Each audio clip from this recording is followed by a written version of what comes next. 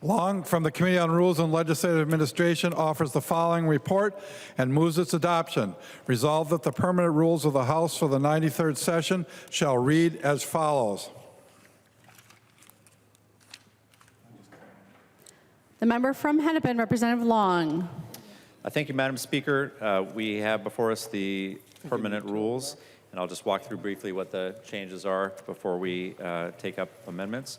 So there are three main changes to the permanent rules from the rules that we've had in the past sessions. The first is that we would be bringing back the consent calendar, and the consent calendar was around for over 50 years, and it is, I think, a good tool for us to be able to move bills that are bipartisan in nature and non-controversial in nature, and would allow us to have the ability to bring more individual bills to the floor for standalone votes that members on both sides of the aisle agree are non-controversial.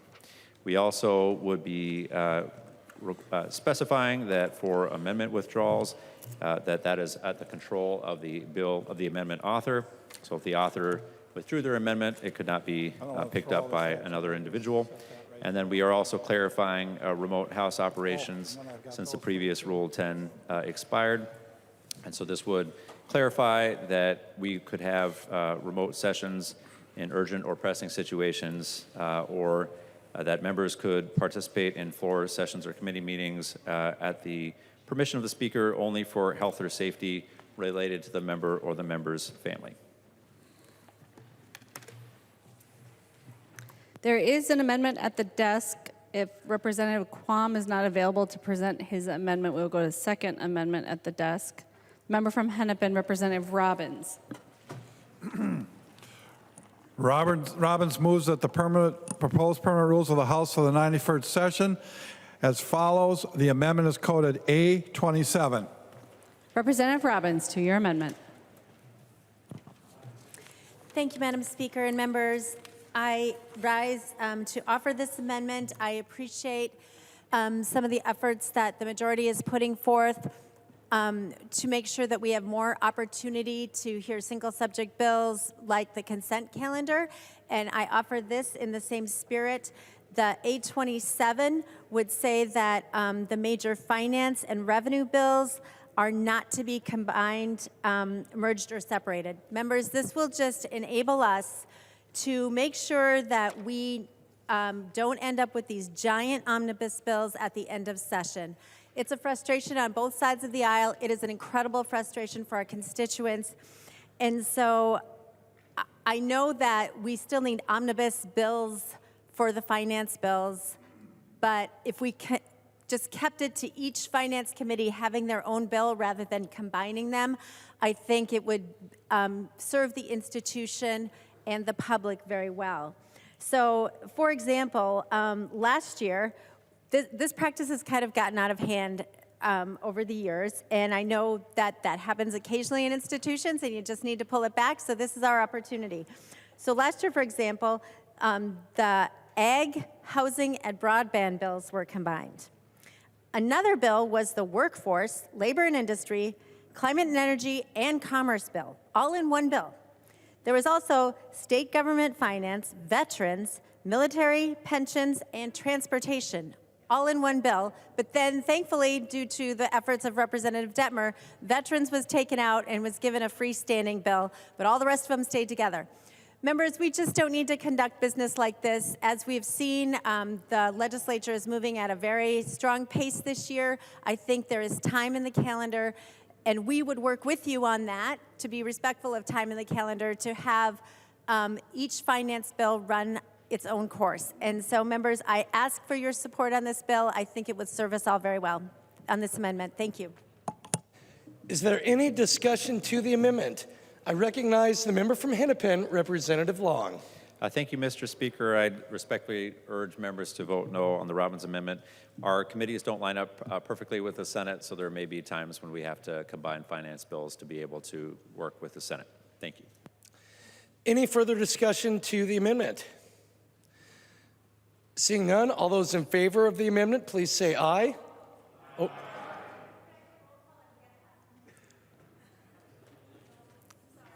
Representative Robbins, I will I will allow your request for a roll call vote. Are there 15 hands? Seeing 15 hands, there will be a roll call vote. Is there any further discussion? Seeing none, the clerk will take the roll on the amendment.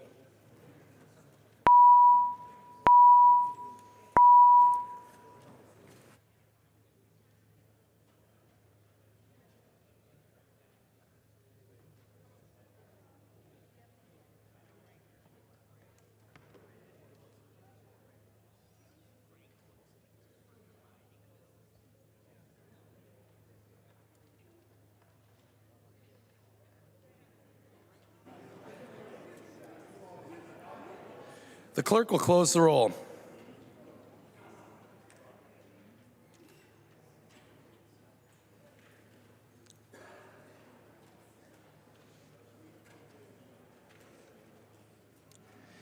There being 57 ayes and 70 nays, the motion does not prevail and the amendment is not adopted.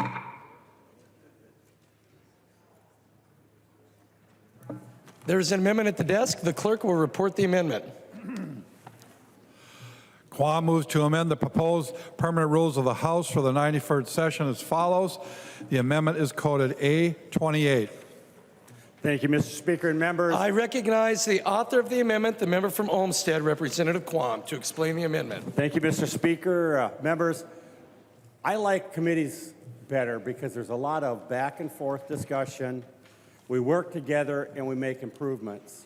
But my fondest memory of the floor, I believe I was a freshman, we were debating and it was going on, and one of my constituents sent me a message. He made a suggestion. I went across the aisle, spoke to another member. We had an amendment drafted, and we took care of an area that we had a little bit of disagreement across the aisle. And I thought that was my memory of how we should work together, where we hear from our constituents, we go and work together across the aisle and make solutions. However, since then, we can't do that. A few days ago, we had a situation where there's an amendment, and the majority leader even said, you know, if it just was worded a little bit different, you know, it'd be good, but it's not. Well, my amendment is to get rid of the 24-hour rule. That's so that when we're talking back and forth and we listen to each other and we go, aha, how about this? We can go over, talk it out, and solve. So it's less of this, we've got our stances and we're going to make our speeches and we're not making any headway.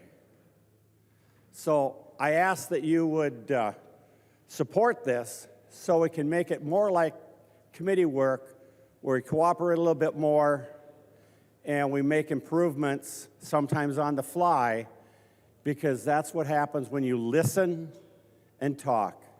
And I would ask for a roll call. Representative Quam requests a roll call vote. Seeing 15 hands, there will be a roll call vote. Thank you. Anything else, Representative Quam? I recognize the member from Hennepin, Representative Long.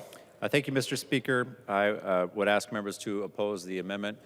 Before I was a legislator, I worked as a staff member in legislators that both had the 24-hour rule and didn't have pre-filing rules.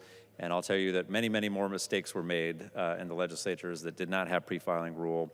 It is much better to be able to have the discussion ahead of time and not on the fly on the floor. And so that allows, the pre-filing rule allows members to have that engagement ahead of time and to try to work things out before things come to the floor. So I'd ask members to oppose the amendment.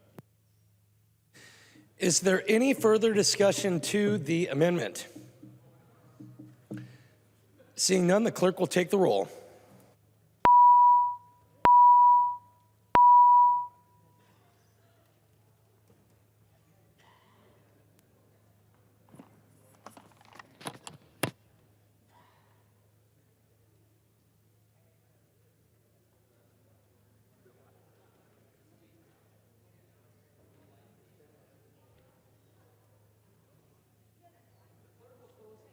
The clerk will close the roll.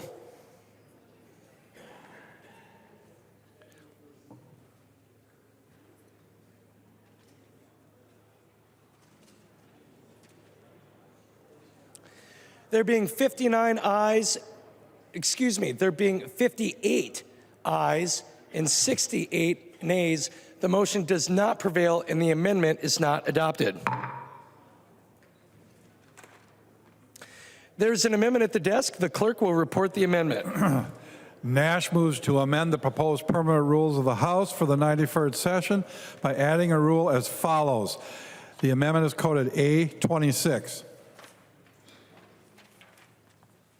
I recognize the author of the amendment, the member from Carver, Representative Nash, to explain the amendment. Thank you, Mr. Speaker. And before everybody starts hating on me for banning TikTok, it actually is a very strong security risk. I'm sure that my IT colleagues would agree, but I have spoken with the majority leader, who I believe is going to take a cue here, that we are going to be working on this with House IT staff because we do agree that the security of the devices that we are issued here at the state and the operations of the House do need to minimize our security risks, and we have agreed to work together on this. And once again, for all of you big TikTokers, Representative Hornstein, I know that you are a well-noted TikToker. It's crazy. It's crazy. But I do appreciate the support to the majority leader and just in minimizing the security risk that we suffer here. So thank you. I'm waiting. Any further discussion to the amendment? I recognize the member from Hennepin, Representative Long. Thank you, Mr. Speaker. Thank you, Representative Nash. This is a legitimate issue. I appreciate you raising it and look forward to working together on it. Mr. Speaker, Representative Nash. I would withdraw the A26. Representative Nash withdraws the A26 amendment. There is an amendment at the desk. The clerk will report the amendment. Damath moves to amend the proposed permanent rules of the House for the 93rd session by adding a rule as follows. The amendment is coded A25. I recognize the author of the amendment, the member from Stearns, the minority leader, Representative Damath, to explain the amendment. Thank you, Mr. Speaker. The A25 is a simple amendment. It just prohibits members from getting their per diem on days when they would be operating remotely. You know, our per diem is meant to cover the extra costs of being here in St. Paul, and if we're working from home, we probably don't need that. I do want to mention, without mentioning, but that the other body has a very similar rule to this, and I think that we wouldn't want to be in worse shape than they are. Any further discussion to the A25 amendment? I recognize the member from Hennepin, Representative Long. Thank you, Mr. Speaker. Thank you, Leader Damath.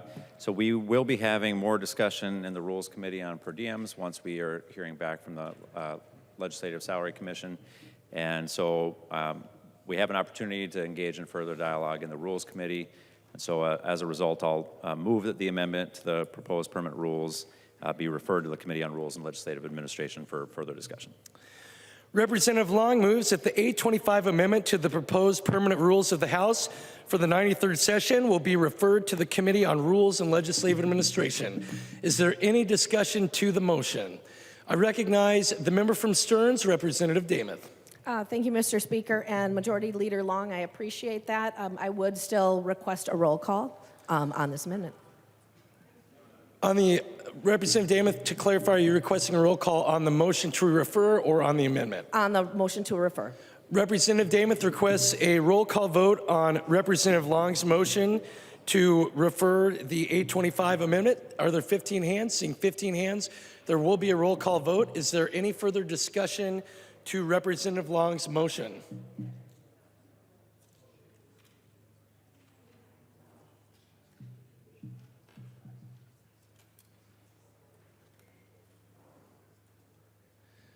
I recognize the member from Stearns, Representative Damath. Thank you, Mr. Speaker. And on the motion to refer, as much as that's appreciated, I'm not sure what the delay is on it. I think it is important that we take care of this in this matter right now. I know we could still refer it later, whatever changes might needed to be made on the per diem, but I would appreciate if we could take it up now. Again, requesting that roll call on the motion to refer. Is there any further discussion? And I will remind the body that we are voting on Representative Long's motion that the 825 amendment to the proposed permanent rules of the House for the 93rd session be re-referred to the Committee on Rules and Legislative Administration. Seeing no further discussion, the clerk will take the roll.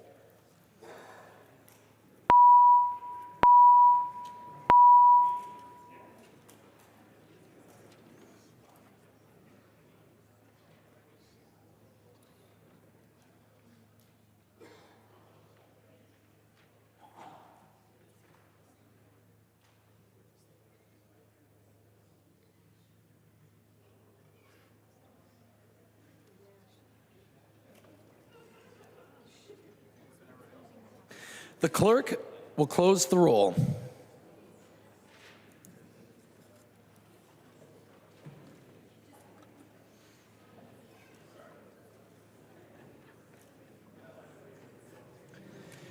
There being 69 ayes and 59 nays, the motion prevails, and the 825 amendment to the proposed permanent rules of the House for the 93rd session will be re-referred to the Committee on Rules and Legislative Administration.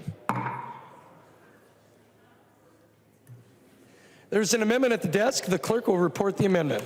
Damath moves to amend the proposed permanent rules of the House for the 91st session by adding a rule as follows. The amendment is coded A24. I recognize the author of the amendment, the member from Stearns, Representative Damath, to explain the amendment. Thank you, Mr. Speaker. This, again, members, is a very simple amendment. It would require that if a member is approved to operate remotely, that the House Journal or the committee minutes would reflect the reason why they are operating remotely. This is just for a matter of transparency. We're elected to be in St. Paul here to do our job, and I think our constituents, Minnesotans, need to know what was important or more important that prevented us from being here in this chamber or in our committees. It would also serve as a check on the use of the remote operations. It will ensure that members have a valid and appropriate reason for being remote, and this rule is explicit that remote options would be used only for health and safety concerns. And Mr. Speaker, I would request a roll call. Representative Damath requests a roll call vote. Seeing 15 hands, there will be a roll call vote. Is there any discussion to the 824 amendment? I recognize the member from Hennepin, the Majority Leader, Representative Long. Thank you, Mr. Speaker. Thank you, Leader Damath. I appreciate the desire for having transparency, but I do think this goes too far. Members do have also a right to privacy, and I do think that putting in the record or in minutes that an individual has COVID or has a sick kid is probably not appropriate. So I'd urge members to vote no. Is there any further discussion to the amendment? I recognize the author of the amendment, Representative Damath. Thank you, Mr. Speaker. And members, I just want to make sure that you know it doesn't have to be very explicit in the exact reason why, but it could be listing something as simple as illness or out of town or caring for a loved one, whatever that is. It wouldn't have to state the specific reason. So members, I would encourage a green vote on this very transparent for Minnesotans amendment. Is there any further discussion? Seeing none, the clerk will take the roll on the amendment.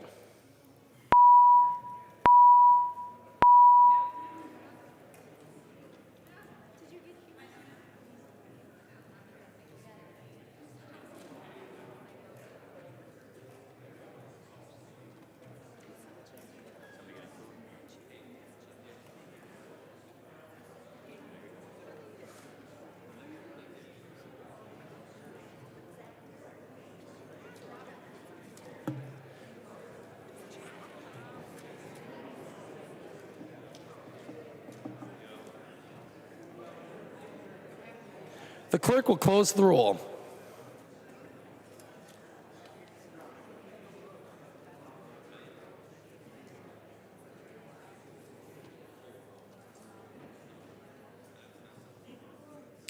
There being 58 ayes and 69 nays, the motion does not prevail and the amendment is not adopted. There's an amendment at the desk. The clerk will report the amendment.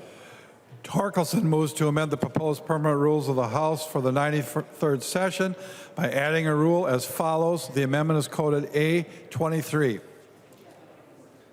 I recognize the author of the amendment, the member from Brown, Representative Torkelson, to explain your amendment. Thank you, Mr. Speaker. The call of the House is a tradition here that we have used many, many times over the years. It's a very effective tool to make sure everyone is on the floor and voting. And it says in the rules, as they are presented this evening and as they are printed in our yellow book, that when a call is demanded, the doors of the chamber must be closed, the roll called, and the absent members sent for, and no member is allowed to leave the chamber until the roll call is suspended or completed. Somebody voting remotely can't be in the chamber, won't be in the chamber. That seems to go against our traditions, our practices of the past.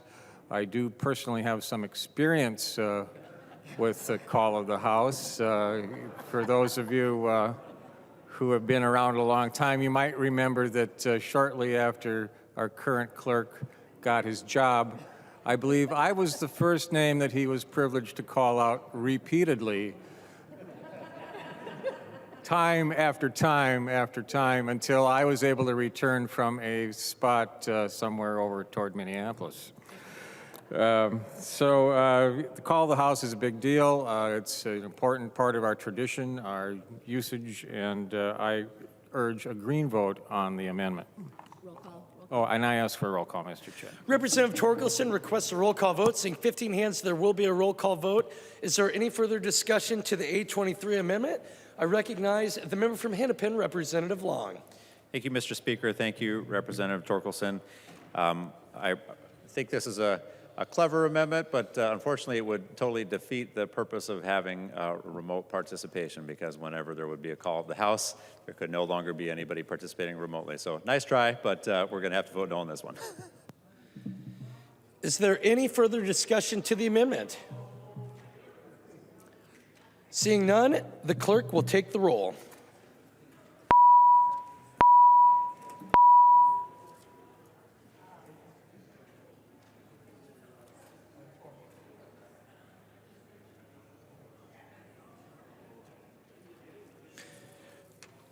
The clerk will close the roll.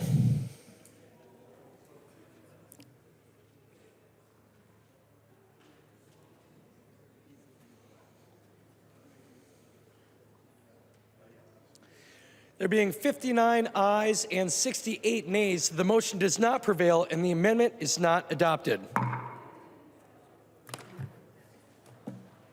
There's an amendment at the desk. The clerk will report the amendment. Robbins moves to amend the proposed permanent rules of the House for the 93rd session as follows. And the amendment is coded A21. I recognize the author of the amendment, the member from Hennepin, Representative Robbins, to explain the amendment. Thank you, Mr. Chair. And before I forget, I'd like to request a roll call. Representative Robbins requests a roll call vote. Seeing 15 hands, there will be a roll call vote. Representative Robbins, to your amendment. Thank you, Mr. Chair. Members, this amendment would say that remote operations on the floor or in committee are not permitted. It would just return us to the way we've been operating this entire session, back to the way we were before COVID. If a member is not able to come to committee or come to the floor, they can get excused by the speaker. It shows up as like a little 0 on your vote, so people know you were absent. And we worked very well that way all these years, and we've been working that way for the last 4 or 5 weeks. Tonight, if you get one of the printouts of the votes tonight, there are members who are not here who have been excused, and I think that serves the body so much better. The rules under COVID, where there were very few members participating, hurt the functioning of this body, and I really think it would still allow, just to be clear, it would still allow for remote testifiers. I think that's very important. People from the public who want to come and participate in committee should not have to drive 4 or 5 hours to give a 90-second or 2-minute testimony. So I think preserving the remote option for testifiers is fantastic, but we as members are elected to come here to St. Paul and do our jobs. And I think this is very important, members, not only because I think it's the right way for the institution to function, but because it's also in our state constitution. In Article 4, Section 12, it says, "The legislature shall meet at the seat of government in regular session in each biennium at the times prescribed by law, not to exceed a total of 120 legislative days." Members, our state constitution, which we all took an oath to uphold, says that we meet at the seat of government. It does not say we meet in our homes or wherever else we may be. The seat of government has been established as this chamber, and this is where we need to be. And I have, no less than our former Majority Leader, Representative Winkler, said back on March 26th of 2020, when we went into the COVID rules, he said, "I think that this is a practice that should not be used except in the most extreme cases, such as those we are in today," referring to the global pandemic and the COVID emergency. The COVID emergency is over. The way the new rule is written is that it would allow people to vote remotely for legitimate reasons, but that's not consistent with our Constitution. And in addition, there's sub D of the new rule that says an entirely remote hearing or floor session may not be held without the prior approval of the Speaker of the House. I think that wording is odd, but basically it's written in the negative, but what it says is that the Speaker may on her own decide to call an entirely remote floor session or hearing. And that's never been something that we would allow without at least a vote of this body. When we implemented the COVID rules, that was voted on by this body. So to give the Speaker, who I have great respect for, that unilateral power is a flagrant violation of our Constitution. And members, I ask that you support this. We were elected to come here to listen to each other, to engage in debate, and if we are not here in person, that body does not function well. I ask for your support. Is there any further discussion to the A21 amendment? I recognize the member from Morrison, Representative Creeshaw. Thank you, Mr. Speaker. And I'm wondering if Representative New would yield for a question. She will yield to a question. Representative Creeshaw. So, Representative New, I'm not as familiar with the $500 million Senate office building and everything that happened in rules. You were part of that discussion. You were there for that. Is that correct? Representative New Brindley. Thank you, Mr. Speaker. I was there for most of it, yes. Representative Creeshaw. Thank you. And Representative New, I'm wondering if you could help. So here we are, and Representative Robbins, I support her amendment. We're taking remote voting because we have this $500 million outrageous Senate or state office building, and here we are trying to take some of that away. Point of order, Mr. Speaker. Representative Long, state your point of order. Under Mason's 101, the debate must be confined to the question before the body. Representative Creeshaw, please confine your remarks to the question before the body, which is the 821 Robbins Amendment. Representative Creeshaw. Mr. Speaker, is she still yielding? Where are we at in this?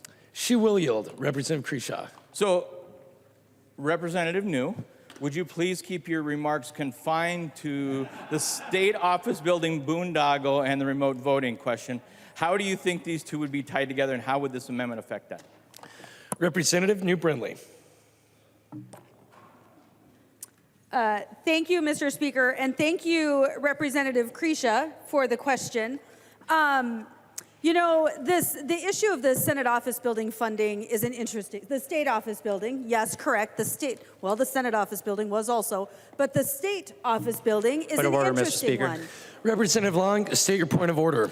Mason's 101. Please confine remarks to the debate before the body. Parliamentary inquiry. Representative New Brindley, please confine your remarks to the question before us. We are debating an amendment. The Minnesota House of Representatives may allow witnesses to participate in committee hearings via remote means as far as is practicable. Representative Creeshaw. I think I have the Speaker. floor, Mr. Representative Creeshaw, are you seeking to make a point of parliamentary inquiry? I am, Mr. Speaker. I'm wondering on the point of order that we go back to. Since the state office building happened in rules, we're talking about rules. Where am I missing on this? And if you could give us clarification on why we might be out of line with that. Representative Creeshaw, I did not rule on Representative Long's point of order. I was reminding the body to keep their remarks confined to the question before us, which is the A21. Representative New Brindley. Thank you, Mr. Speaker, and I appreciate that clarification. So in discussing the Senate office building, it's interesting, the state office building, it's interesting actually, that all came about very quickly. And you know, we had been for a couple of years under the rules of remote meetings. And during that time, as we all know here in this body, anyone who was here during those COVID years, we know that those remote hearings were really not very effective. It's fun to be back in person now, if for no other reason, but that we're having conversations again. We're engaging with each other again in a real way that folks who were elected during the pandemic really didn't experience. We didn't do good work in committees during the pandemic. Committees were very structured. They were very controlled. All of the testifiers had to sign up in advance. You couldn't ask the public to participate. Whereas now, when we sit in the committee room, when we sit in a hearing room, folks will sign up ahead of time to testify in committee. But then the chair will typically ask, is there any member of the public who would like to participate? But during the pandemic, we missed out on that. We missed that. And we missed a lot in the Rules Committee. And the question of this, the new state office building is interesting because we finally, in December, had a couple of hearings in the Rules Committee regarding the state office building. They were pretty last minute. We didn't have a lot of warning about when those would be. It was a matter of days before those committee hearings were held. And by the time we had those hearings, we were told, this is everything. These are all the problems that had never been dealt with before. We were given a litany of things about the state office building that needed to be changed. But during our remote sessions, when we were in remote sessions, we didn't have those conversations. And I don't know if that was by design. I would like to give the majority the benefit of the doubt and believe that it was oversight, but I tell you what, it was pretty egregious. It was pretty egregious, the decisions that had been made, the dollar amounts that were presented, really without any input, certainly from the minority, and decisions made entirely by the majority party. And by the time we had that second hearing in person, after, like I said, a huge amount of time remote, that second hearing was when we finally got the bombshell. We're going to spend $500 million on the state office building. $500 million. We're going to spend twice as much money on the state office building, an office for politicians, than we spent on the state capitol. We're going to spend almost twice as much money Point of order, as the Mr. Speaker. Senate spent on a Representative brand Long, new state your building. point of order. Masons 101, please define debate to the question before the body. I will remind the body of Mr. Masons Speaker. 101-1 that debate must be confined to the question before the body. Representative New Brindley, please confine your remarks to the amendment put forward by Representative Robbins. We are not debating the state office building. We are debating whether or not the Minnesota House of Representatives may allow witnesses to participate in committee hearings via remote means as far as is practicable. Please Parliamentary confine inquiry. your remarks to that amendment. Representative New Brindley. Parliamentary inquiry. Representative Kresha, state your point of parliamentary inquiry. Just so I'm clear, so I think her remarks are actually confined to answering my question, not that. So I believe her remarks are in response to the question I posed to the body and posed directly to her. So I just want to, I believe that's clear. Representative Is that right? Kresha, that's not a parliamentary inquiry. You're stating your opinion on Representative New Brindley's comments. I am not ruling on the point of order at this time. I'm simply reminding the body of Masons, and what you did would be appropriate for offering advice if I had ruled on the point of order. That's not a point of parliamentary inquiry.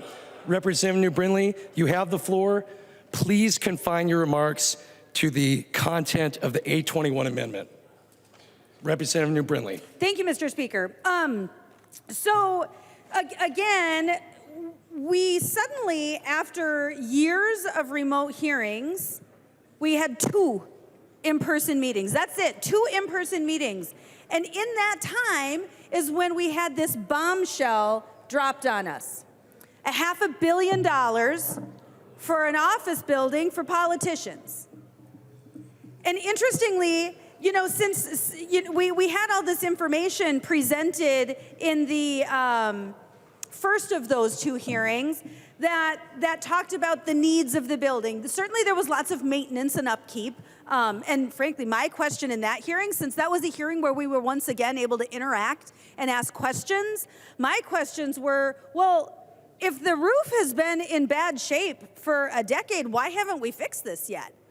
I've dealt with bonding, I've sat on the Rules Committee, I was pretty intimately involved in these things, but we just hadn't been dealing with them. But because we had been meeting remotely for years, we had been meeting remotely during the discussions on the new state office building, we didn't know these things. We didn't know, we weren't given that information. And so it wasn't until that second meeting that we were given this bombshell, $500 million, twice as much money as the renovations on the state capitol, twice as much money as a brand new Senate office building. Now we get a luxury office building for more politicians across the road. But we didn't get that information.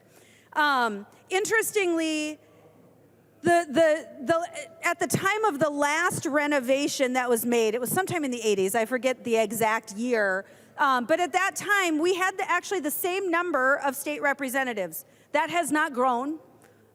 We've had the same number of state representatives. We also meet for the same number of legislative days. That has not changed. And yet, for some reason, we believe that now politicians, and not any politicians, us, we are voting on our own luxury office building that happened in the Rules Committee. It happened in one of the first 2 in-person meetings in years in the Rules Committee. But because we had been remote, because we didn't have real meetings with real discussion, we missed out on that. Thank you, Representative Kresha. Representative Kresha. And thank you. And Mr. Speaker, I must compliment you. Nice job keeping order on the debate. And I do agree with your answers in those. And Representative New, thank you very much. And again, I come back to supporting the Robbins Amendment because, again, if we're going to have this remote option, I certainly hope we don't add 1 square foot to any office or expand, and we keep it to the size we have, because that would be atrocious. And so, Representative Robbins, I support your amendment, and Representative New, thank you very much for shedding light on that and what happened in Rules Committee. Is there any further discussion to the A21 amendment? I recognize the member from Olmsted, Representative Liebling. Thank you, Mr. Speaker. And I rise to just mention one reason that I oppose the amendment before us. So, members, as much as we might really be enjoying being in person here, I think we have to recognize that around the world, COVID is still a real thing.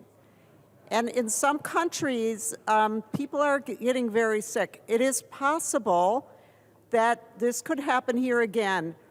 Hopefully, part of what protects us against that happening is individuals being very responsible about staying home when they are ill. And so that's why I'm rising to speak on this amendment. I think it is really a good idea to encourage members when they feel they may be getting sick to stay home to avoid possibly spreading something to other members. And that indeed may help us remain in person and protect us from having to go into some more serious kinds of restrictions. So and by the way, there are still about 500 deaths a day in the United States from COVID. So much as we are enjoying being here, much as all of us really want to be in person, I don't think there's anyone who really doesn't think that it is good for us to be in person in terms of our business and getting things done. Just look at the speed with which we're moving this session.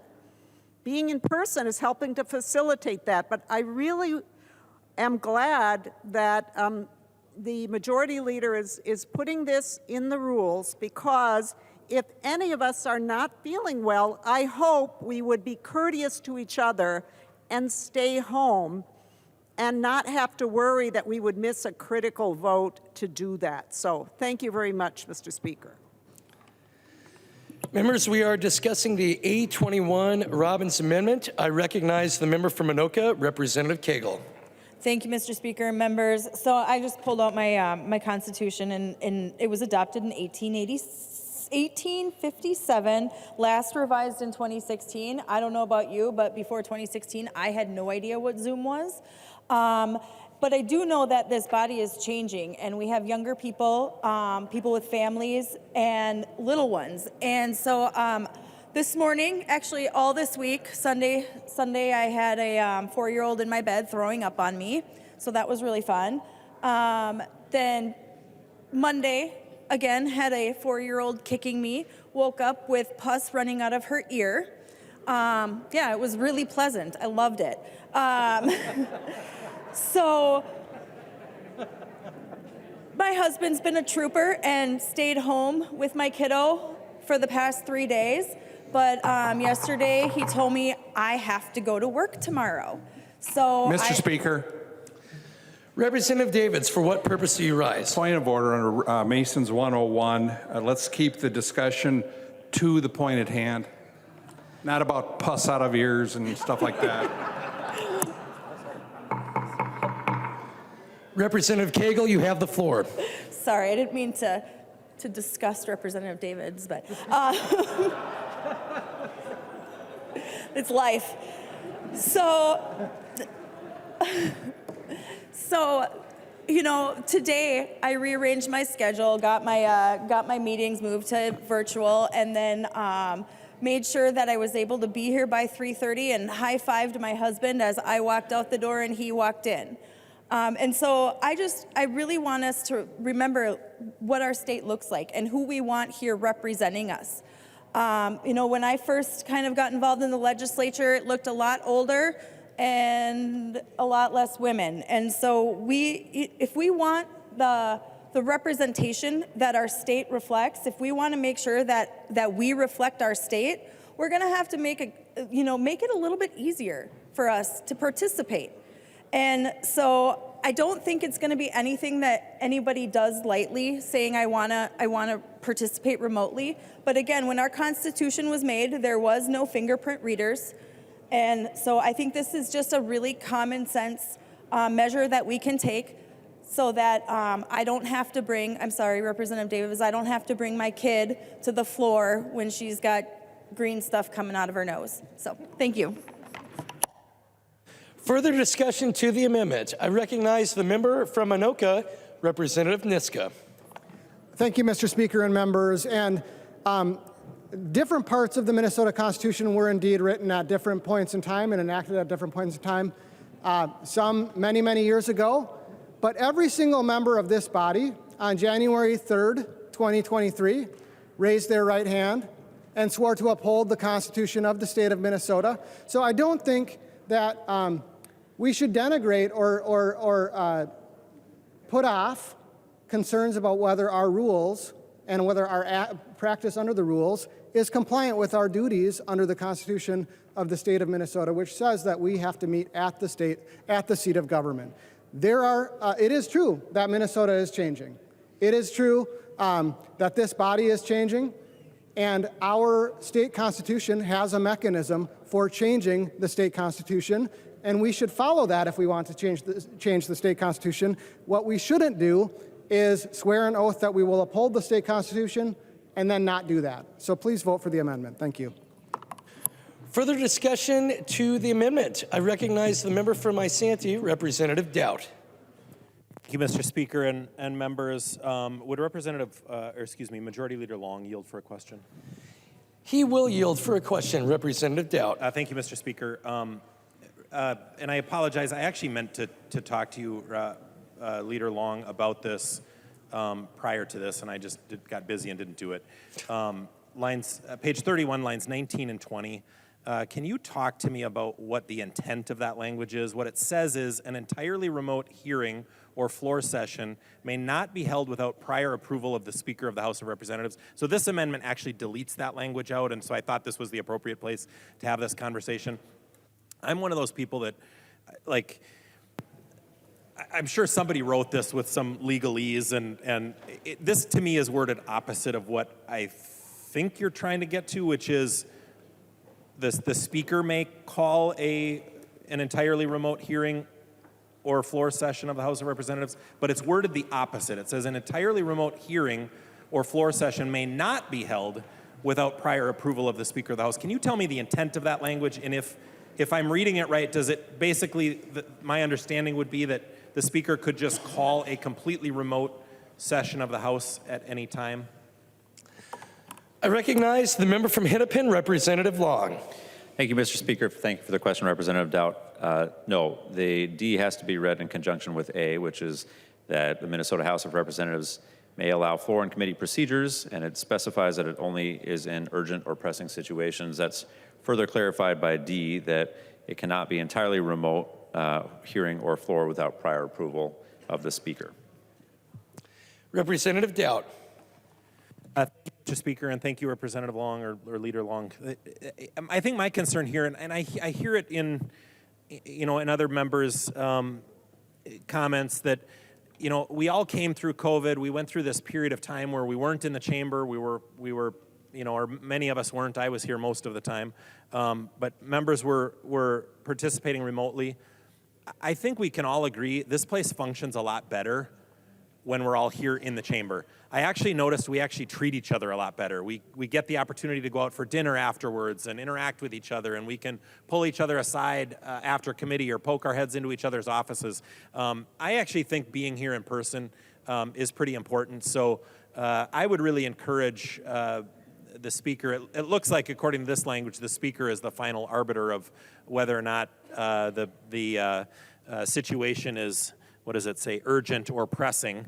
But I really hope the Speaker agrees with me. She's not here right now, or I don't see her at the rostrum anyway. But I think we as a chamber just function a lot better when we're all in person. So I actually would support this Robbins amendment. I would ask folks to vote for it. And we can pass some temporary rule if some urgent and pressing matter comes up to allow us to meet remotely, just like we did the last time. I don't think we need this in here with just one person getting to make that decision. If the majority party decides to adopt the rule the way it's written, which they probably will, I would just lean on everybody to understand that we should not do that except in very, very extreme circumstances. And really, we went 150 years probably without doing it. Let's hope it's 150 years before we have to do it again. Because I think just my own reaction is this place functions a lot better when we're all here face-to-face talking to each other. Thank you, Mr. Speaker. Further discussion to the amendment. I recognize the member from Chisago, Representative New Brindley. Thank you, Mr. Speaker. And Representative Dowd, I'm really glad that you asked for that clarification. And I appreciate, Representative Long, what you expressed as the intent, but I am concerned that that is not what the words on the page mean. We have 4 separate paragraphs here, A, B, C, and D, and there is no and. These are independent paragraphs. If they were not independent, we would see additional language. We would see and or. That's typically the case. So I'm not sure. I mean, like for example, the Minnesota House of Representatives may allow floor and committee procedures related to member debate. A member may attend and vote during floor sessions or committee. That is separate from a witness being able to participate. Both of those things don't have to be true at the same time. Witnesses could be allowed when members are not. And so D really is separate of those other paragraphs. This is probably, I mean, I'm very concerned about two aspects of the rules today. This is one of them, though, and it really is that paragraph D, that an entirely remote hearing or floor session may not be held without prior approval of the Speaker of House of Representatives, meaning an entirely remote hearing or floor session may be held with prior approval of the Speaker of the House. And in that case, we're not talking about a member who has a kid with a runny nose or a yucky ear or whatever that was. We are talking about entirely remote hearings. And last time that happened, we were under an emergency order from the governor. We had a declared emergency in the state of Minnesota. That's the last time we did these remote hearings. And now, this is a significant change to our rules. This is a significant change that the Speaker of the House may provide that approval for entirely remote hearings or floor sessions, not for one member who might be dealing with an illness or something else, entirely remote. And while I appreciate that that might not be the intention, that is what this language allows. And I would hope, and in fact, I would remind the body that the previous majority leader on his way out talked about how this rule, our remote voting was going away. This Article 10 was going away, and appropriately so. The former majority leader was very clear that this body should meet in person. And he was right. He was right on that. We do not work efficiently. We do not work as well. We do not communicate as well when we're remote. We just don't. And so while intent may be one thing, the words on the page are very clear. And I would really encourage you to accept and vote yes on the A21 amendment. I recognize the member from Lyon, Representative Swedzinski. Thank you, Mr. Speaker. Thank you, members. You know, I come at this discussion really, I'm tempted more than likely to be voting against the Robbins amendment, just because I do believe that there is some opportunity to serve remotely. But one of the questions that I did have for Representative Long, if he would yield for a question. He will yield. Was really the foundation fact of, you know, the Senate, I think, is just wrapping up a long debate on the blackout bill. And was just concerned on how those two things, so, you know, from a reliability standpoint, our electrical grid has a chance of really suffering underneath that bill if it's passed and signed into law by Governor Walz. How will voting remotely, using your computers from home, be affected by the blackout bill and when if potentially, you know, our energy policies has made our grid less reliable? Thank you. Representative Long. Thank you, Mr. Speaker. Thank you for the question, Representative Swedzinski. I'm really glad to hear that you will be voting with us on the Robbins Amendment. Representative Swedzinski. Thank you, Mr. Speaker. I guess I just didn't, I missed the part of the question that I had. Like, how will that, you know, how will the legislature handle that? So if, let's say you're at home and you're voting remotely, maybe you have, your kids are sick or they have pus coming out of their ears, how will members be able to potentially participate if we're having a brownout or a blackout as a result of this bill? Thank you. Representative Hollins, state your point of order. Thank you, Mr. Speaker. I believe Masons 101 requires us to, you know, have the conversation be relevant to what we're talking about. And right now we're talking about an amendment having to do with COVID. So I don't really see how brownouts are relevant. Members, please confine your remarks to the question before the body, which is the 821 Robbins Amendment to the proposed permanent rules of the House, not any other pieces of legislation that have been before this body previously. Representative Swedzinski. Any further discussion to the Robbins Amendment? In that case, I recognize the author of the amendment, the member from Hennepin, Representative Robbins. Thank you, Mr. Speaker and members. I appreciate the discussion, although it has gone far afield of what I anticipated in some respects.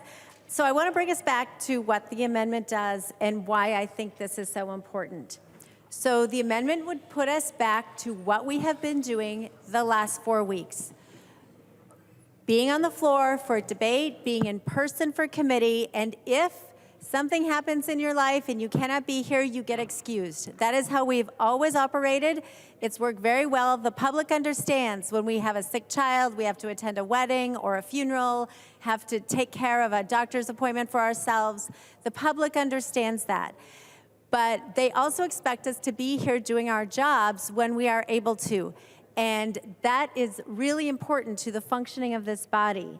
And I appreciate Representative Cagle and others who have spoken about times have changed and that maybe technology has changed. But that's not what the Constitution says, members. And as Representative Niska said, if we want to change that, we need to amend the Constitution. The oath to the Constitution is very serious, members. If we just decided, oh, times have changed, we don't like Article 4, Section 6, that senators and representatives have to live in the state 1 year and live in their district 6 months, we could just make a rule and say, oh, times have changed, we don't want to do that. We cannot play with the Constitution like that, members. If you seriously don't want to be here and in person, please come up with a constitutional amendment that we can bring before the voters. These are not our seats. These are the voters' seats. This is the people's house, and we are here doing their bidding according to the Constitution. So members, I just ask that you take your oath seriously, that you join me if you want to have a discussion about a constitutional amendment. I would welcome that. But members, we are making a grave mistake by doing this. And I also want to return to the point Representative Dowd and a couple other people made. This is expanding significantly beyond the level of emergency powers we were operating under during COVID. Because rather than the governor having emergency powers and we'd have to come in every 30 days and vote about that, the Speaker can unilaterally decide to have the entire body or committee go remotely. That's an unprecedented level of power that is not constitutional to invest in one person. We had epic fights over the governor's emergency powers that as a body we voted on every month. And now we are just going to give that same level of power to the Speaker in a rule? Members, this is not what we were here to do. This is not the oath we took, and I ask you to please support this amendment tonight. Thank you. There being no further discussion, the clerk will take the roll on the amendment.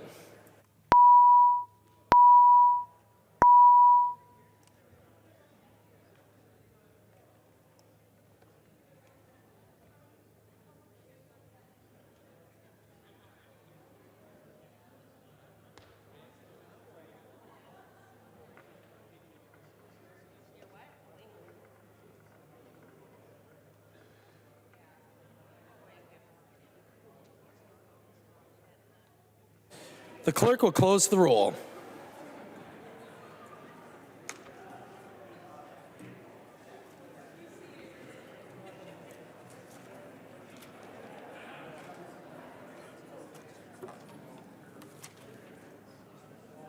I'd like to change my vote. Mr. Speaker? From no to aye? Yes.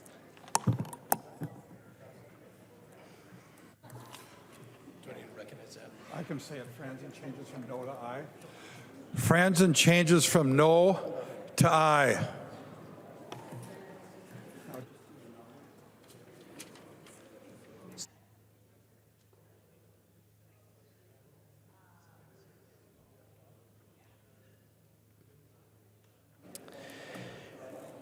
There being 57 ayes and 70 nays, the motion does not prevail and the amendment is not adopted. There is an amendment at the desk. The clerk will report the amendment. Torkelson moves to amend the proposed permanent rules of the House for the 93rd session as follows. The amendment is coded A22. I recognize the author of the amendment, the member from Brown, Representative Torkelson, to explain the amendment. Thank you. This also deals with the remote work that we have been subjected to in the past. This deals only, however, with the committees. Maybe we can make a go of this.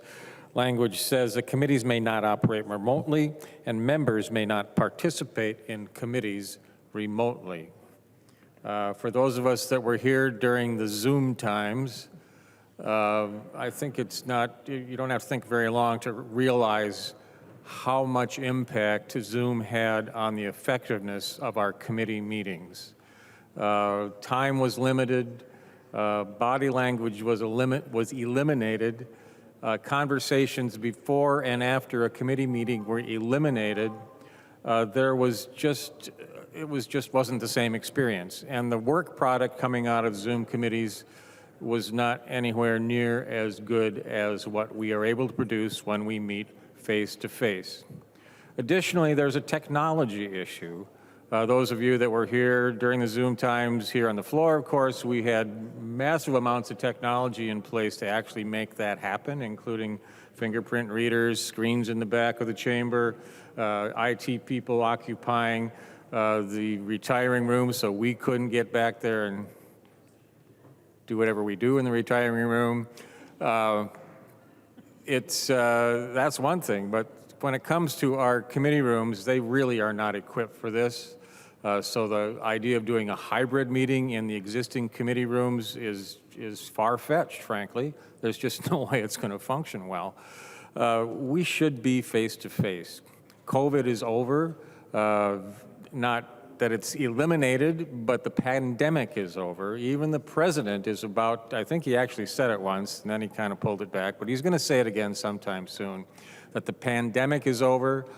Just look at how we've been operating this last month, face-to-face, hand-to-hand, doing the things that we do as legislators to come up with the laws that actually might do the state of Minnesota some good.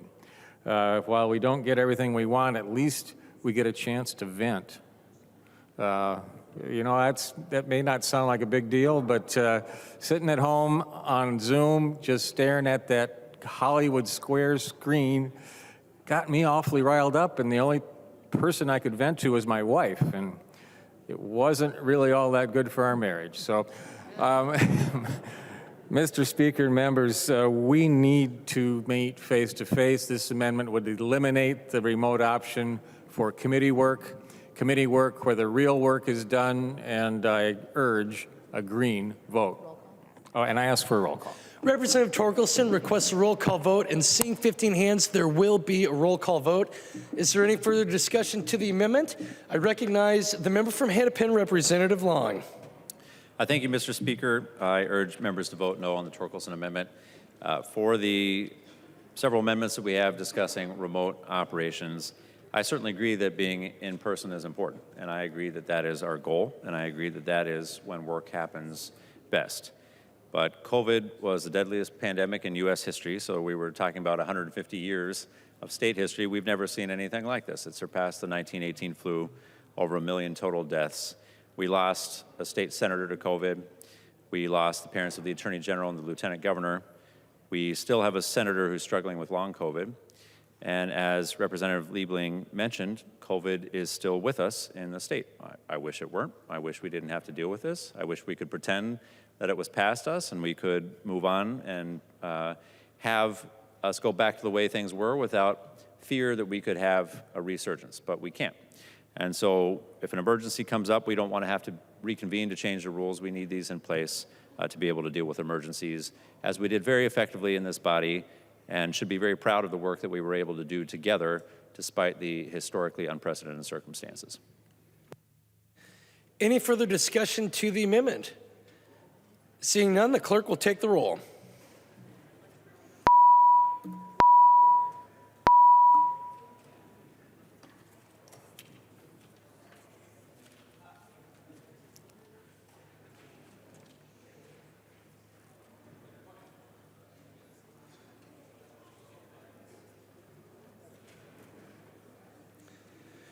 The clerk will close the roll.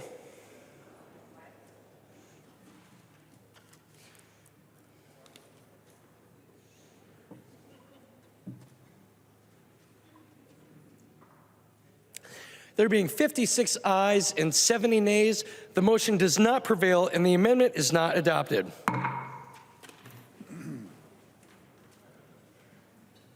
There is an amendment at the desk. The clerk will report the amendment. Damath moves to amend the proposed permanent rules of the House for the 91st session as follows. The amendment is coded A20. I recognize the author of the amendment, the member from Stearns, the minority leader, Representative Damath. Thank you, Mr. Speaker. And this amendment is very simple, but it would allow a single member of the House to object to a bill that's on the consent calendar. It would align our rules with the rules from the body across the street, which also allows a single objection to remove the bill from the consent calendar. If you look at Masons, it does say that the rights and duties of members of a legislative body are derived from and founded upon the absolute equality of members. So every member has the same right as any other member to present questions for the consideration of the House. This rule would take away the right of members to offer amendments and bills that they alone find objectionable because it impacts only their district or they alone have a different perspective on the bill. We don't see an issue with the consent calendar in general. We agree with that. But if the idea is to have only truly non-controversial bills there, this would be the threshold then of one member. And Mr. Speaker, I would request a roll call. Representative Damath requests a roll call vote. Seeing 15 hands, there will be a roll call vote. Is there any further discussion? I recognize the member from Hennepin, Representative Long. Thank you, Mr. Speaker. So we certainly can look at the Senate, but we can also look at our own history as a body. And the consent calendar was in effect for 56 years, from 1957 to 2013 in the State House. And for the entirety of that time, the rule was 10 hands to have a bill struck from the consent calendar. So 56 years, that was our custom and usage in this body, was 10 hands. We made a gesture of good faith to reduce 10 to 5. That doesn't seem to have been met with a reciprocal gesture in this amendment. But if you can't get 4 people to agree with you, then you certainly can't get 15 hands for a vote when you are bringing your amendment to the floor, which means that essentially you are going to be making your point in debate. And if you're making your point in debate, you can certainly do that in a consent calendar that is not being restricted here. So I would urge members to vote no. I recognize the member from Isanti, Representative Dowd. Thank you, Mr. Speaker and members. I appreciate the history on that, Representative Long. Leader Damath, I very much thank you for bringing this forward.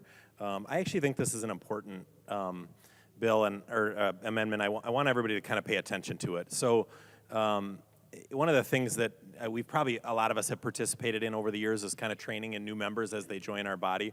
And in those orientation sessions, one of the things that surprises, I think, those new members is that we don't require a second, right? Out in the rest of the world for community meetings or city council meetings, or in a lot of other places, they use Robert's Rules of Order. We do not. We use Mason's Manual. And in the legislature, every member has a right to bring something forward and without a second, without another member needing to agree to that and have their voice heard. The reason I feel strongly about this one is we're actually losing a right here.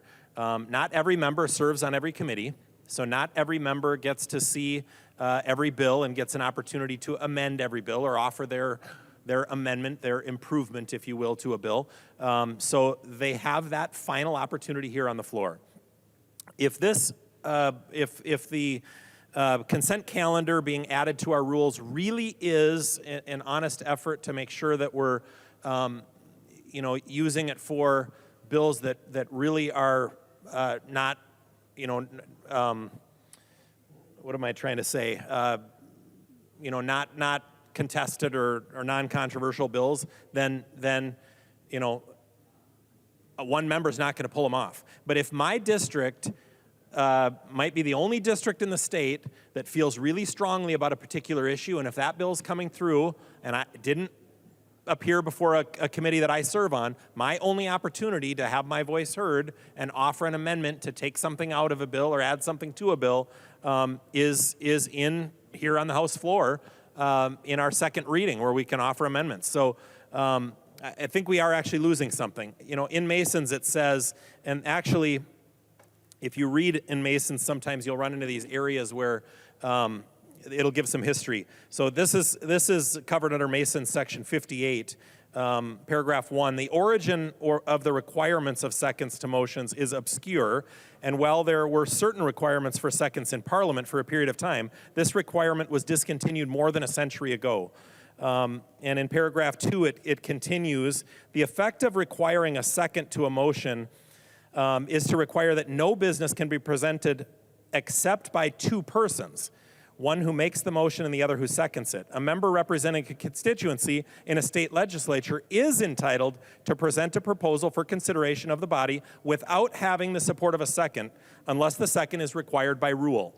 But in the history of this body, we don't require seconds. And I think this is a way of saying, you know, we're taking away that right of a member to have their voice heard on a particular bill, and the floor might be the only place that it happens. And if the bill truly is non-controversial, then nobody's going to pull it off the consent agenda. So, and it really, really pains me to say this next part, but I think, you know what, I can't say it.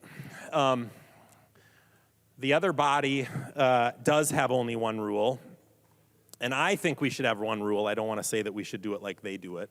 That would be too painful for me to say. I don't want to say that they're right. But it is taking away a right for a member of this body if they're the only one that cares about an issue to make sure that it's heard. So on a non-controversial bill, there should be no fear of one member pulling it off.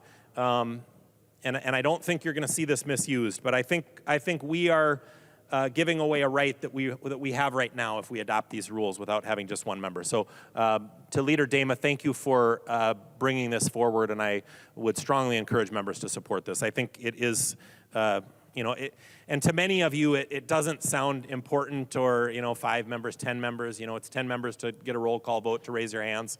But it should only take one member to have your voice heard. So I'm going to ask each of you very sincerely, let's respect the minority in this chamber and make sure that every Minnesotan, regardless of what district you come from or whether another person agrees with you, that you can have your voice heard here in this chamber. So thank you, Representative Damath, and I would encourage members to vote for this. I recognize the member from Chisago, Representative New Brindley. Thank you, Mr. Speaker. Would Representative Long yield for a question? Representative Long will yield for a question. Representative New Brindley. Excellent. Thank you, Mr. Speaker. You know, when I first saw this language, the first question that came to my mind was, what problem are we solving? Because when a bill is non-controversial, when we bring a non-controversial bill to the floor, we don't offer amendments on it. Typically, that goes very quickly.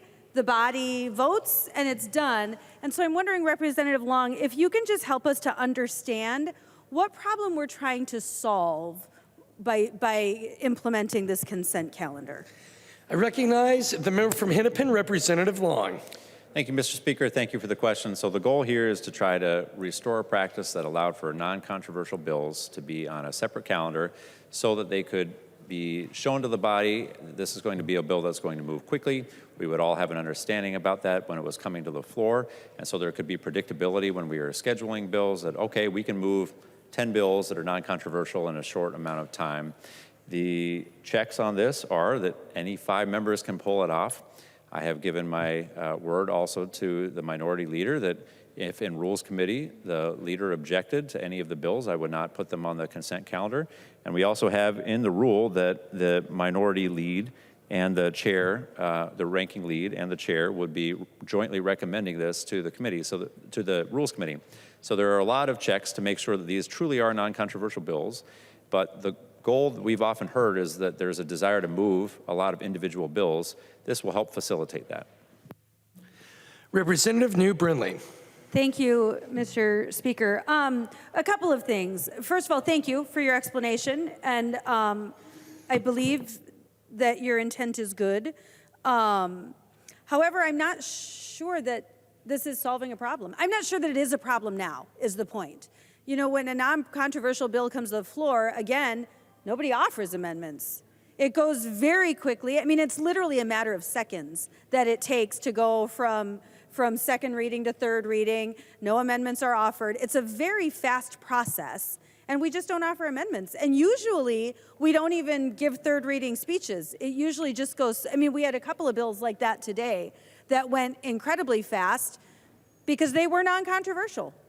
And so, while I believe the intent, I don't think we're actually solving a problem with this, but I think we are creating other problems. First of all, and I would go back, sometimes we have a goal, but the words on the page don't say the same thing. And it says the chair and ranking minority member may recommend placement on the consent calendar in the committee report. I mean, I think it's very easy to interpret that language as the chair and ranking minority member both have that ability to place something on a consent calendar in a committee report. That it doesn't necessarily require both, but both would have that ability.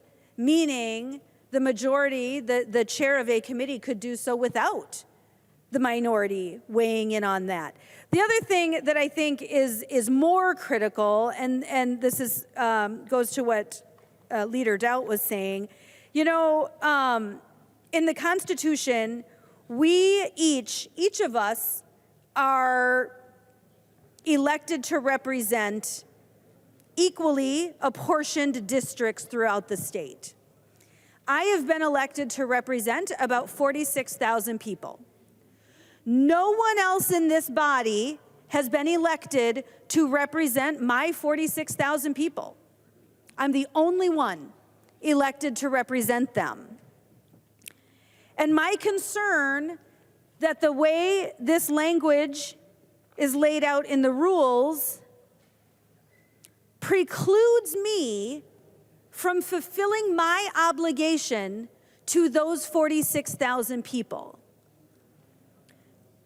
Because it might be that no one else in this chamber has the same needs that my district has. And so saying that I alone do not have the ability, do not have the authority to submit an amendment on behalf of my constituents interferes with my constitutional duty to represent those 46,000 people.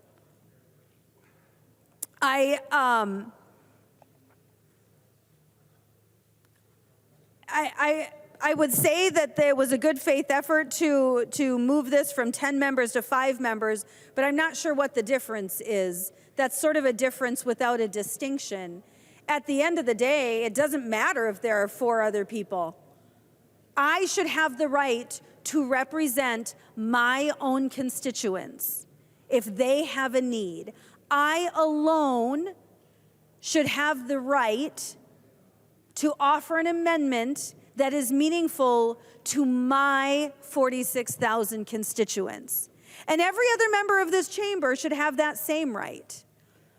And this amendment, the Dameth Amendment, would do that for us. I would also just say, you know, we were told that, well, if you can't get 5, you can't get your 15 hands. But we don't need 15 hands to offer an amendment. We don't need any hands to offer an amendment on the floor. We can do that on our own. And we should continue to have that right, regardless of what happens. We should not have to ask permission to represent our constituents. And I would strongly encourage a yes vote on the Dameth Amendment. I recognize the member from Olmsted, Representative Quam. Thank you, Mr. Speaker. Would Representative Doubt yield to a question?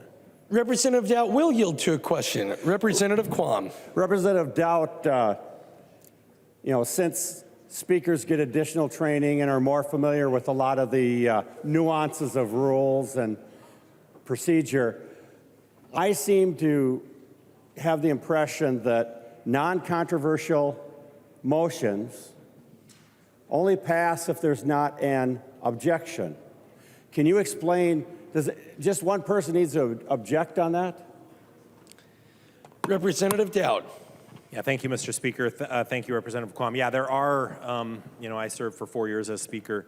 There are times when, for instance, reverting to another item on the agenda, sometimes we will work through the agenda, and our agenda is spell out in House rules and what the order is.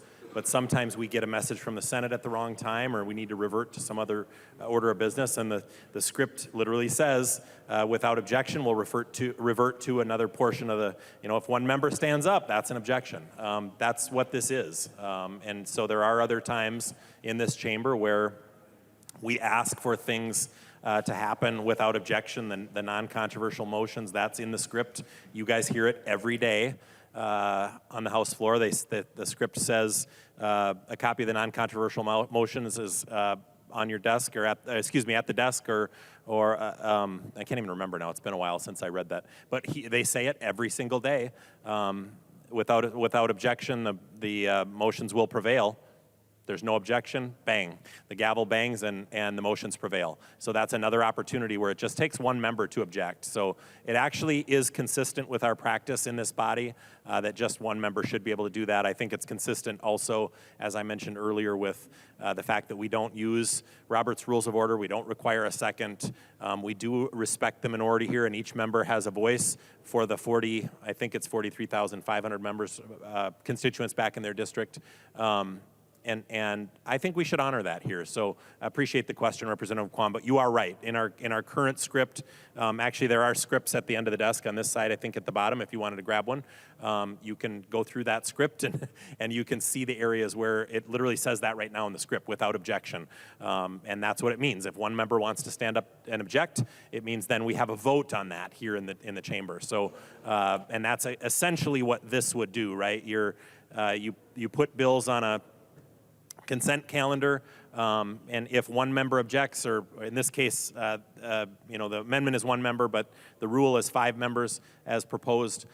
If that number of people objects, it gets pulled off the consent calendar, and then it would go on the calendar for the day in the future, which would then allow amendments to be offered on second reading. So the idea under the underlying rule is that on non-controversial bills, and I actually support it. I remember when it first came up in our caucus, a lot of members said, well, why would we want to do this? And I said, no, I think this actually is good. And I was surprised. I didn't know that we had done it for 50 years in this chamber. But I think it's fine on really, truly non-controversial bills, and that's what it's for. I think we should do it. But I also do believe that we should respect the minority and the voice of every member and every constituent back at home, that if one member believes that's controversial, that we pull it off, and then they can have their opportunity to offer an amendment on it. So I appreciate the question. I hope that answered it. Representative Quam. Thank you, Representative Dowd, and thank you, Mr. Speaker. Members, we've got this type of appreciation for each member. And when I've done consent agendas, again, non-controversial, I was on the school board and other entities, it just took one person to ask, because that's the definition of non-controversial. Nobody has an issue.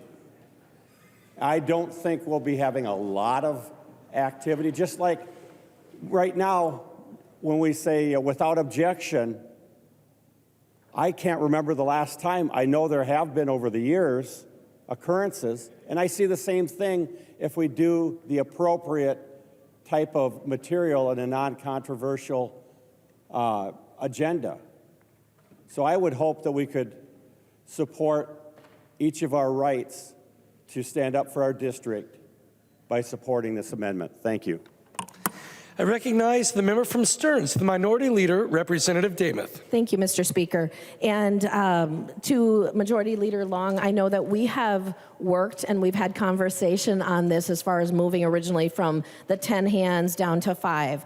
You can clearly understand tonight, members, that this is an important issue for our caucus. This matters. And we would like continuing conversations on it. We do believe that one hand would be effective. But, Mr. Speaker, I would like to withdraw my amendment. Representative Demuth withdraws the A20 amendment. There is an amendment at the desk. The clerk will report the amendment. Nash moves to amend the proposed permanent rules of the House for the 93rd session as follows. The amendment is coded A30. I recognize the member from Carver, the author of the amendment, Representative Nash. Thank you, Mr. Speaker. I also have the A45 to the A30. I'd like to move that. There is an amendment to the amendment at the desk. The clerk will report the amendment to the amendment. Nash is moving to amend his amendment to the proposed permanent rules of the House as follows. The amendment to the amendment is coded A45. I recognize the author of the A45 amendment to the amendment, Representative Nash. Thank you, Mr. Speaker. The A45 to the A30 is really something that has been troubling a lot of us on our side, that when we go into committee, we have every expectation that if we are in a fiscal committee and we are listening to a bill, that the fiscal note will accompany that bill before it actually is moved on to the next committee stop or sent to the General Register. We talked to our caucus the other day, and we have talked about this a number of times. There have been a tremendous number of bills that have been moved on that have not had the fiscal note catch up to them. I find that very troubling, and I know that there are a good number of you on the other side that are good government people that have, when I have experienced committee with you, have said that that is a bad idea. Because when it hits your target later on, you're going to have to either call it back into committee or whatever. And my admonition to you is to hold it in committee. Don't move the bill out until you actually have the fiscal note. We made a motion in Housing Committee the other day to not move a bill out because it was told to us that there were 2 fiscal notes that we were expecting. Neither of them was on hand, and we simply asked that the bill be laid on the table until such a time that we could actually make realistic and critical decisions on that bill, offer our thoughts, perhaps offer amendments, but it was moved on to the next stop.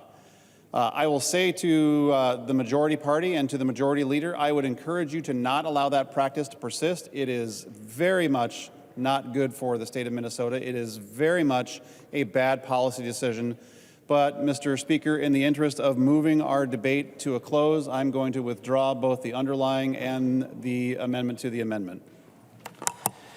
Representative Nash withdraws the A45 and the A30 amendments. Members, there are no further amendments at the desk. We are now on to discussion of Representative Long's motion that the proposed permanent rules of the House for the 93rd session be adopted. Is there any further discussion to the motion? Seeing none, all those in favor, please. Seeing none, the clerk will take the roll.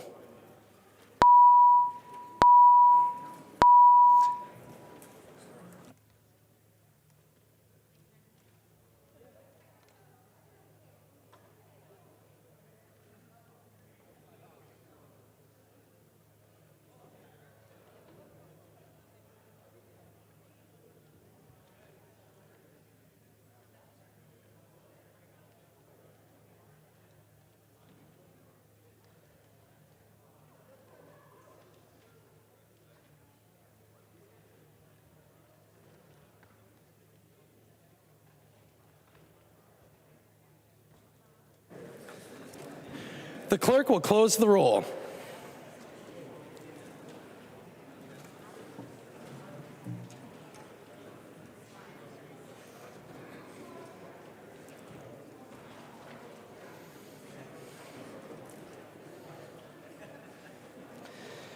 There being 68 ayes and 58 nays, the motion prevails and the permanent rules of the House for the 93rd session are adopted.